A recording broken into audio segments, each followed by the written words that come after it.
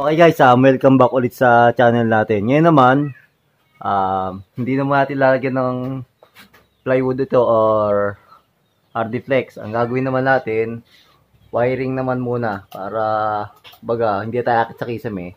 Tapos nandito pa yung tuntungan na yan. May andami pa naman kami yung ginawa naming tuntungan para maalwan na rin pag-wiring. Kasi magbabagsak tayo dito sa switch tapos doon sa mga outlet. Ito single switch lang or single breaker lang kasi hindi magalo kataas yung load nito. Magkasama yung outlet tsaka mga ilaw. Tapos gagamitin natin ayan. Ito, junction box, PVC pipe, then palit ang wiring lahat. Tapos gagawin muna, lalagyan muna ni Andre yung junction box ng mga adapter. Ayan. Pag-wiring sa loob ng ceiling, mas maganda, alam nyo na muna kung saan nakapwesto yung mga load natin or ilaw. Gaya dito, sa dalawang side, may pin light dito. Dalawang side na yan. Then, center light. Tapos doon sa dalawang dulo, pin light din. Tapos, dito, isang ilaw. Tapos, sa labas, isang ilaw din. Then, doon sa side na yun, isang ilaw. Yan. Yun lang din. Yung kwarto, doon, magkakailaw tayo ng tigisa. Isa doon, tsaka isa doon. Kaya mas maganda, alam nyo muna, then after nun, yun namang layout nyo, yung junction box. Dito natin lalagay sa pabitin na ganito, para hindi nakasaya dito sa costillas or dito sa paring. Then hindi rin na dito sa trusses natin. Dito sa side na to, sa gitna, para nakahang yung mga PVC natin. Magatnyat man siya ang daga, hindi nakadikit sa ating paring kasi metal to. Conductor ng kuryente. Tapos, yun, layout muna natin yung ating mga junction box. Then, tsaka natin lagyan PVC before natin lagyan ng wire. Kasi, para alam natin kung ilang wire yung ipapasok natin sa bawat PVC. Mas mapapabilis kayo kapag ka ganun. Hindi yung magle-layout tayo ng PVC na kasama na yung bawat may dalawang wire. Then, may additional pala tayo ilaw. Halimbawa, yung return. Siyempre, minsan may return sa bawat PVC. Nangyayari nun, magdo-double kayo ng trabaho. Kaya layout naman natin yung ating junction box. Para lang tayo maglalagay ng junction box sa slab. Pero syempre, dito, nasa pabitin din, nakatagilid. Nakalagay na yung ating mga box. Tapos may box din doon. Ayan. Sa dulong doon, meron na rin. Ayan. Tapos, lalagyan natin ng mga PVC. Ayan. Diretso dun. Tapos, tatali ni Andre ito. Tali mo ito dito mga tandi yan. Para nakahang na ganun. Ayan. Hindi nakasayad sa ating paring. Tapos, maglalagay tayo ng isang PVC doon. Papunta doon sa side na yon. Gawa nung ating pin light. Yan yung box papunta dun sa pin light natin dun sa corner na yon. Ayan. Then ito iahang natin kasi walang pagtatalian. Dun sa steel trusses, magbabagsak tayo ng GI wire. Tatali natin dito. Ayan. Yun yung gagawin ulit ni Andre. Ayan. Si Andre na halos lang nagawa kasi helper lang ako ni Andre. Ayan. Ayan, ganyan, nakahang. Ayan, naka GI wire siyang ganyan. Doon lalagyan din natin. Ayan, kita nyo, pagka nakahang na ganyan, safe siya na, hindi siya prone mangat-ngat ng daga. Tapos doon naman tayo. PVC naman dito ulit, mula dito, papunta naman doon. Kasi doon pupunta yung ating main. Doon naan din yung ating circuit breaker. Mula dito, papunta doon. Ganyan yung kalalabasan niya. Tapos yung isa pang butas dito, papunta naman doon sa switch na yun. Ayun, doon sa side na yun. PVC tayo, tapos adapter. Pero ayan, kita nyo, nakahang siya. Oh. Hindi siya, kumbaga, mataw-taw na ganon. Okay siya kasi meron tayong mga side na katali sa paring. Then nakahang, ayan. Para may image, hindi nakalapat sa ating metal paring. Mamaya natin ito wawiringan. Kaya siya nakataob na ganito para Ba, ganyan to, hindi man tayo makakapasok kasi gipit na to. Makapasok tayo hanggang doon lang, doon sa maluwag. Pag tayo kasi pinlight to, di ba malaki yung butas niya. Pag tayo mag-i-splice or magre-repair, magagawa natin siya kaya nakataob na ganyan yung ating box. Kasi pag nakatihaya, mahirap mag-splice or mag-top. Ayan, alam mo, di sa ilalim. Kasi malaki naman yung butas ng ating sa pinlight. Ayan. Mahal natin siya. Diba? Madudukot natin siya kasi nandito yung kisame. Madudukot natin siya. Ayan, tapos PVC naman ulit doon. Papunta dito, guys. Ito, babalik na rin ko. Marilagay ni Andre eh. Dito natin ito ilalagay, guys. Kasi, kaya may junction box tayo dito sa center light.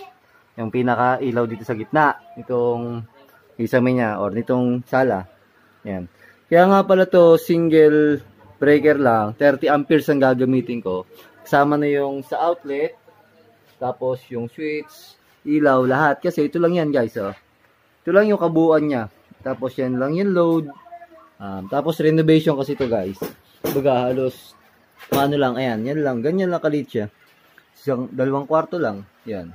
Wala naman itong load na masyado. Tapos sa maging outlet niya lang, yun lang nagpalagay ang aking biyanan. Doon. Tapos doon sa TV. Yun lang. Tapos tigisa sa kwarto. Yun lang magiging outlet niya. Kaya kasama na doon sa isang single breaker. Na 30 amperes. Okay lang naman yun. And tapos yan. Junction box. Tapos mag-PVC tayo. Papunta doon sa side na yan. Magja-junction box tayo. Doon kasi pababa doon sa outlet. Ayan nga pala, ginamit ko na nga pala dito. Ayan, plastic molding na. Tapos, nakabaon na lang tong yung ating utility box. Yun na lang binaon natin para hindi naka-mounted naman yung mga switch kasi para hindi banggain. Gagawin natin yung paraan yan. Tapos, kaya mag-junction box tayo doon. May pin light din tayo dito. Isang pin light sa corner. Pin light din sa corner na yon. Yung naman sa cob light, yung abang natin, dito lang tayo mag-aabang ng wire. Kasi yung cob light niya, magkakasama na yun dyan. Paikot dyan sa ating tambol ng ating ceiling yan. Paikot yan. Kaya isa lang yung i-splice natin. Dito lang tayo magtatap para sa cob light. Dyan na rin natin ilalagay yung driver niya, yung LED driver. Tsaka kung halimbawa, ang mabibili ng biyanan ko ay yung may iba't ibang kulay, yung sa remote. Dyan na rin natin ilalagay yung control niya. Yung remote naman, sa baba na lang. Hawak naman yun eh, yung remote. Ayan. So yan, kaya palipat ko kay Andre yung box kasi nagkamali siya. Ayan. Tapos nga pala, yung mga lumang wire, di ko pa makalas kasi syempre nakatira dito yung biyanan ko, giyagamit. Once na kinalas namin, at di namin natapos yung rewiring, itong mga giyagawa dito, mangyayari, wala silang ilaw. Mangyayari yan, hanggat hindi kami tapos, wala sila ilaw. Kaya, for the meantime, ganyan muna. Pero, nagre-rewiring na kami. Ayan. Guys, ayun, yun yung mga nailagay nating PVC nga pala. Kita nyo, pagka nasa loob ng ceiling, pag natanggal na itong mga existing na to, kita nyo, ayan, may imis. Ayan. Hindi siya ganun kakalat na may PVC tumakbo papunta doon, may PVC tumakbo papunta doon. Ayan, dapat ganyan guys. Maimis siya. Yan, tapos PVC adapter para yung ating junction box maganda yung pagkakapit niya sa PVC. Hindi na mahuhugot. And okay na yung ating layout ng PVC. Lagay na muna tayo ng wire. Ayan, naka-layout na lahat ng PVC. Ganyan mas magandang gawin. Sasuggest ko. Layout muna natin PVC para masusukat natin yung wire na gagamitin natin. Tapos, basta harap siya, papasukan ng wire. Ganito. Papasok dito, 3. Kasi, yung line 1, line 2, tsaka yung return ng ating pin light. Kaya nagka line 1, kasi nga meron tayo dong outlet. Ayan. Kaya, number 12, doon sa line 1, line 2, tapos number 14, doon sa ating return. Doon sa pin light na yon, naka-pin light doon. Tapos yung pin light din doon, nakaparadal siya sa pin light dito. Ayan. Kaya 3 lang. Hindi kumbaga, isang switch lang yung bawat pin light. Kaya ang mangyayari niyan dito, lalabas 3 lang, yung line 1, line 2. Baba dito sa switch natin yung return. Ayan, plastic molding siya guys. Sinabay na lang sa kulay ng pintura. Yan guys, bali apat pala yung ano, nilabas ko dito. Sorry, hindi pala tatlo. Apat yung ilalabas. Dito sa linya to, papunta doon sa switch. Sa isang junction box kasi, kaya apat. Yung line 1, pagka gantong magkakapares yung kulay. Ayan, tatandaan nyo. Ayan, line 1, then line 2, walang tanda. Dito naman kasi, ito yung dito, i-splice natin yung ilaw. Papunta nga pala doon sa labas guys. PVC tayo doon na pumasok. Ayan. Mag-iilaw nga pala sa labas. Dito na rin natin padadaanin. Tapos, diretso dito yung naman sa outlet. Tapos itong isang to, itong mahaba. Ayan, dito yan, sa pin light. Yan, ito dito lang to kasi mag-i-splice nga yung ilaw sa labas. Yan, ganyan. Kaya apat, yung line 1, yan, may tanda siya. Tapos line 2, tapos yung return. Itong dalawang to, yung return ng ilaw sa labas, return ng pin light. Yan, tapos ito naman, nalagyan natin ng wire, papunta doon sa isang pin light. Yung wire natin, dito sa, ano, ayan, yung wire natin dito sa pin light dito. Ayan, doon siya nanggaling sa ating isang junction box. Ayan. Nakaparallel na siya doon sa isang pin light doon. Kaya, papakita ko sa inyo mamaya pag i-splice. Mag-wiring muna tayo before tayo mag-splice. Papasukan muna natin lahat ng wire yan. Bali dito naman, yung ating line 1, tapos line 2, tapos ito yung return dito sa ating center light. Ayan. Na ito yun. Yung line 1, tsaka line 2 galing doon. Doon din siya pupunta kasi nga, pababa yung switch natin lahat doon. Dito guys, ayan. Yung ating switch, lahat dyan ang punta. Ayan. Diretso doon sa ating box. Papunta dito sa ating PVC. Tapos another junction box dito. Itong return nitong ating center light dito sa gitna mismo. Minabaan ko na para hindi tayo mag-i-splice dito. Para wala na masyadong dugtong. Kaya ito naman itong line 1 tsaka line 2. May putol kasi. Mag-i-splice tayo dito. Papunta namang supply ng line 1, line 2. Doon sa kwarto natin or sa ilaw natin doon sa kwarto. Yun lang yun. Magkaka-outlet para doon, isa lang. Pero ang tatakbo lang dito, dalawa lang. Line 1, tsaka line 2 lang. Siyang magsusupply doon sa dalawa nating kwarto. Kaya ito, naging tatlo. Yung return nga, dito sa center light natin. Tapos guys, doon naman. Yung PVC ito, tatlo din. Line 1, line 2, tapos yung return ng ating, ayan, yung pin light, yung dalawang pin light natin doon guys. Diba, magkaka-pin light tayo doon, dalawa. Ayan. Kaya line 1 and line 2, doon na rin yung magagaling yung papunta doon sa main breaker natin. Ayan. Ito yung linya na rin yan. Itong ating linya, yung, ito yung line 1 nya. Ito, may tanda tayo dito, yung line 1. Ayan guys. Ayan, nilagyan natin ng tanda. Line 1.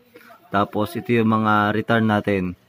Return yan. Return din to sa main light or sa center light. Tapos, di man na kasi halos yung return niya. Kasi, ang mangyayari, isang ilaw doon, isang ilaw din doon, tapos yung cob light, then, pin light. Pero yung pin light, nakaparallel siya, bawat side.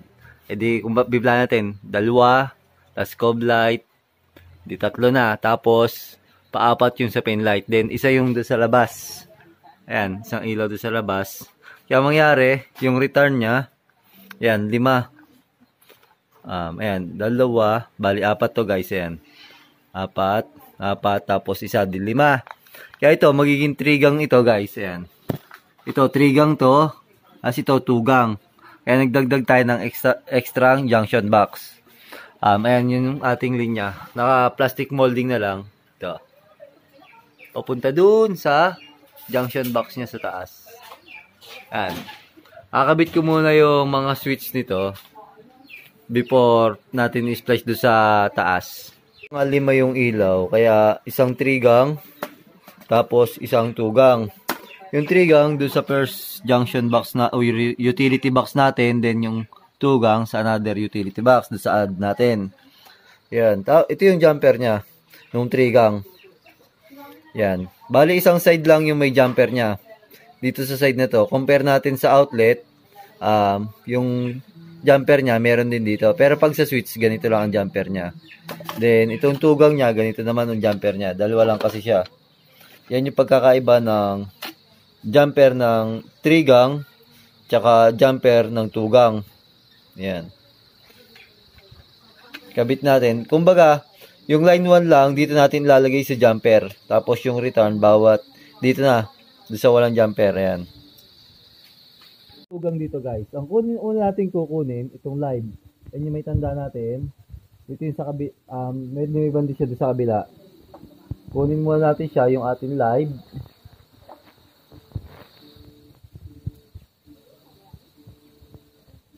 Yan. Tapos, kabit natin doon sa ating side na merong jumper.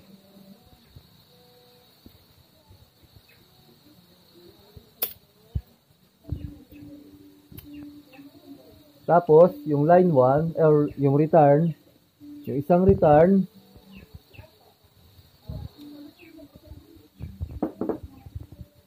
then, yung isa nating return naman sa kabilang side na switch.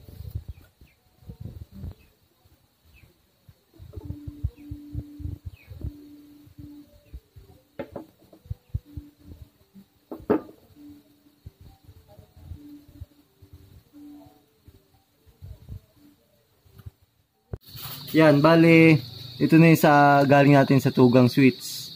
Yan. Medyo dadaan pa tayo kasi basa pa yung ating semento. Kumbaga, papakita ko lang sa inyo yung pagtatap nito. Pero, syempre, re-referin ko pa rin yung pintura nito kasi nga, nagdagdag tayo ng utility box. Makita nyo lang yung pag-splice niya or pagtatap. Ngayon naman, sa pagtatap, nung ating tugang switch na dadaan dito sa 3 gang switch, kukunin nyo lang yung live. Ito yung live natin, yung may tanda na nga, yung marking. Tapos, yung marking din dito sa kabilang side. Yan yung line 1. Ang gagawin nyo dyan, huwag nyo nang idadaan doon sa 3 gang. I-splice nyo na siya ng ganito. Kung tawagin nyo splice na yan, or top na yan, pigtail. Ibig sabihin yan, para ma-avoid natin na mag-overload doon sa switch. Kasi pag doon pa natin siya pinadaan doon sa ating another switch, lalo na 3 gang, may tendency mag-overload siya pag sabay-sabay na yung buhay ng ilaw niya. Kaya, yung ating line 1, may kukuha tayo na supply, tatap natin o re-splice natin na ganito, naka-pigtail siya. Ayan. Kaya siya naka-pigtail, hindi natin basta i-splice. Diyan, naka-pigtail siyang ganyan. Tatalo pa natin to. Siya naman i-connect natin doon sa ating switch. Pakita ko sa inyo mamaya. Kasi kailangan din natin ng line 1 or supply doon sa ating 3 gang switch. Yan.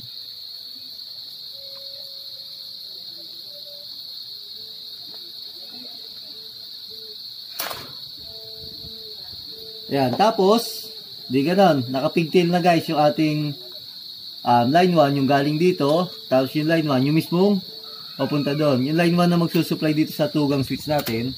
Ngayon, kukunin naman natin itong isang dulo nitong pigtail na top natin. Yan yung may splice guys. Yan yung line 1 na.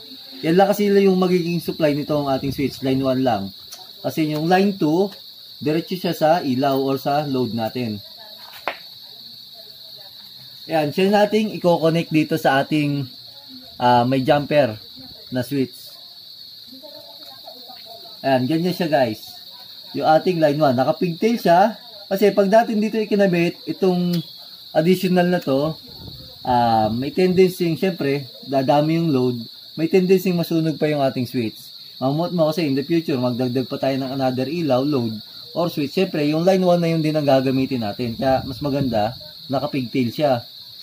Then about sa return naman, diba, na ito nga yung dalawa, i-splice lang natin siya, bawat isa. Ayan. Ito muna. Kukunin natin to, ito kasi yung center, then, mas maganda kasi tatandaan nyo rin kung ano yung center, o tsaka yung mga pin light. Lalo na, halimbawa, yung pin light natin, hindi naman nakaparallel, at ano lang natin, individual switch.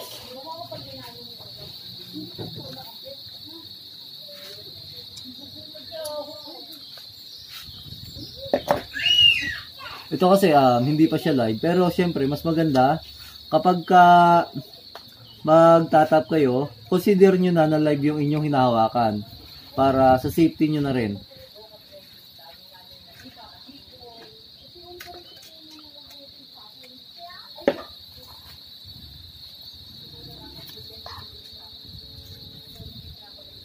Ayan, tapos balutin natin electrical tape. Yung bawat return, isa lang ng isa yun sa pagkaka-splice niya. Ayan. Ngayon, pagka magte-tape naman kayo, kung anong kapal ng insulation ng ating wire, siya rin yung kapal ng insulation ng electrical tape natin para mas maganda. Para mas safe tayo pag tayo nag-splice. Kasi pagka konting balot lang ng electrical tape, minsan may tendency na electrical tape nakakalas. Okay, sa pag-splice naman tayo, bali itong ipaglahiwa-hiwalay mo natin para hindi tayo malito. Ito nga pala, nagdagdag ako ng isang return dito kasi yung sa center light natin, dadalwahin na yung ilaw. Kaya nagdagdag ako ng isang return kasi ito na yung return ng isa. Diretso na siya doon sa switch pababa. Okay na siya. Sa pag-i-splice, uunahin natin yung mga return para hindi kayo malito. Dito, kaya ito, papunta sa ilaw. Kukuha tayo dito sa switch ng isa. Ayan. Isang return kasi dito sa switch, isa lang naman yung ating live. Ayan, yung may tanda lang na yan. Ayan. Tapos lahat ito, return na. Ayan, kuha tayo ng isang return. Kukonect natin dito sa ating return na papunta sa ilaw.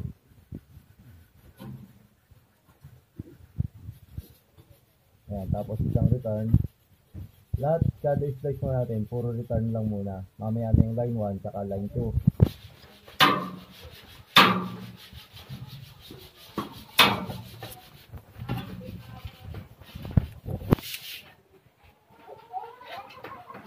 Ito yung return dito. Ito yung return nung sa kabilang pin light. Tapos papunta siya dito sa bababa siya dito sa switch. So, tapos kukunin din natin yung return sa kabilang pin light kasi nakaparallel nga yun.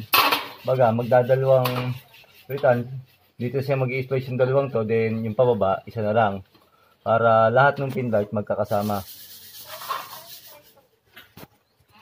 Yan, ito lang yung return na merong kasama kasi nga apat yung pin light natin.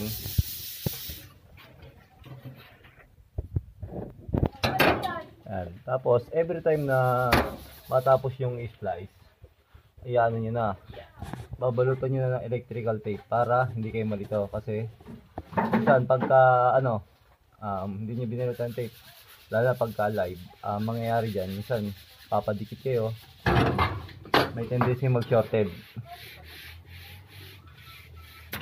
Yan, yung return nung sa pin light na isa, tapos ito yung papunta din sa kabilang side, yung pin light doon. Yan, tapos pagkakatapos nyo mag-splice, at wala na idadagdag, ilalagay nyo na sila sa loob ng box para di din siya nakasagabal sa pagkilos nyo. Yan, tapos yung return naman itong dito naman tayo sa ilaw doon sa labas. Ayan. Then tapos may matitira dito ng dalawa. Yung isang live. Ayan, ito yung live. Tapos itong isang to, iiwan natin dito, idadrop natin kasi may cob light tayo dito. Natin lahat ng return. Ito yung return dito pababa kasi dito lang yung cob light niya. Dito natin ilalagay yung power supply ng cob light. Tapos natitira natin yung mga line 1 tsaka line 2 ng ating supply. Unahin natin i-splice yan, yung line 1. Para hindi tayo malito. Yung line 1, siya yung pababa dito sa switch. Ito yung magsusupply ng power dito sa switch. Ayan. Yung line 1. Then, lahat ng line 1, kukuha natin. Ayan. Ayan ito. May marking na. Kaya mas maganda kahit magkakaparehas yung kulay ng ating wire. Lalagyan nyo ng marking para hindi kayo malito pag i-splice. Ayan. Tapos, ito yung line 1 ito sa side na to.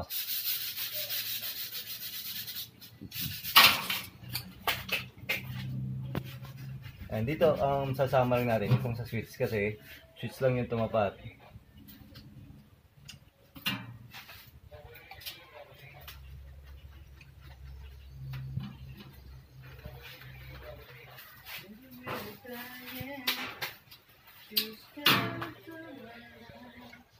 Ayan. Lahat ng line 1. Sasama-samahin natin.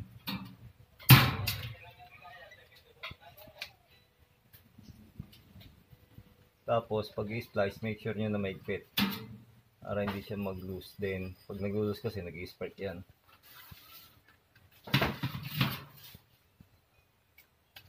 Bend nyo siya para maiwasan tumusok sa dulo ng PVC or ng electrical tape. Then, after nun, secure natin ang electrical tape.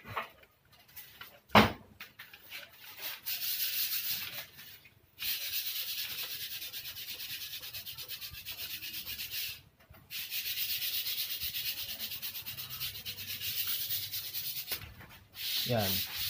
Tapos, yun naman, matitira na lang dyan yung line 2. Gagawin natin, lahat ng line 2, pagsasamahin natin. Yan, yung line 2, ayan. May marking na ako para sa line 2. Then, after natin, strip lahat yan. Kuha tayo ng extra wire. Bakit tayo mag-extra wire? Kasi, meron tayong coblight. Yung line 2, diretso doon sa coblight yung isa. Kasi yung isa, ito yung return. Tapos, add tayo ng isang wire para doon sa coblight. Yan. Ito yung mga magsusupply doon sa line 2 ng coblight. Ito kasi, ito yung return, dumaan na ito doon sa switch. Ito naman yung line 2, diretso siya sa supply.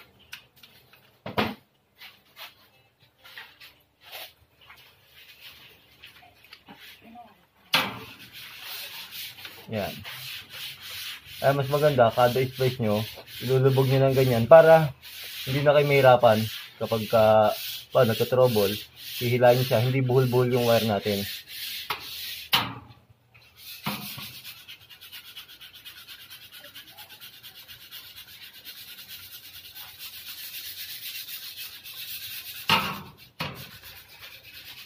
Tape na natin.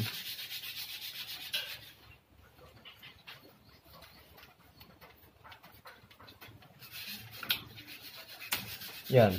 Ito yung line 2 natin. Abang natin dito sa ating coblight. Yan. Tapos, secure natin siya ng takip. Mas maganda, may takip lagi ang ating junction box para hindi siya pasukan ng butike. Dito is lalong ganito, nasa loob ng kisame. Hindi nyo makikita kung anong nangyayari sa loob ng kisame. Yan. Tapos, yan. Secure nyo lang. Tapos huwag nyo hayain lumapat sa sa paring kasi yung paring nga conductor ng electricity ay posibilidad na magkaroon siya ng ground pag nakalapat doon. Kaya ito yung coblight natin. Ito yung coblight. Dito natin ilalagay yung power supply tapos ilalatag lang natin yung strip doon. Yung strip naman okay lang yun kasi 12 volts lang yung strip light na yun. Yung sa coblight 12 volts yun kaya walang problemang nakalatag tayo dito sa paring. Yung abang natin para doon sa coblight. Pero yung power supply dito siya kasi hindi natin lalapat sa paring para safe. Okay, ganoon lang yung pag-i-splice tapos pag-layout ng PVC. Dito magdadagdag na lang ako ng PVC. Ayan, para maimis siya. Ayan, para malinis yung ating wiring. Ayan. Pag safe pati siya, nakaangat siya sa gantong metal paring, hindi siya prone na magkaroon ng grounded. Ayan. Kaya sa next video, paano mag-install ng pin light. Kaganda kasi may abang na tayo ng ilaw. Nakadrop na yung ating mga wire. Ayan. Nakadrop na. Yung pin light na lang. Sa next video, yung ng ating pin light. Kasi alam nyo na yung paano mag-splice, paano mag-layout ng PVC. Yung pagkakabit ng pin light, coblight, tsaka yung mga center light. Tapos sasabay na rin natin yun doon sa pagkakabit ng kasi magpa-plywood pa tayo or maglalagay pa tayong hardiplex before natin ikabit yung mga ating mga ilaw. Yan guys, sana sa next video subaybayan nyo pa rin to. Then marami pa tayong lalabas na video about dito sa renovation kasi mapera pa yung may-ari. Talagang hindi mo ubusan ng pera yon. Yan. At maraming salamat po ulit sa inyo lahat.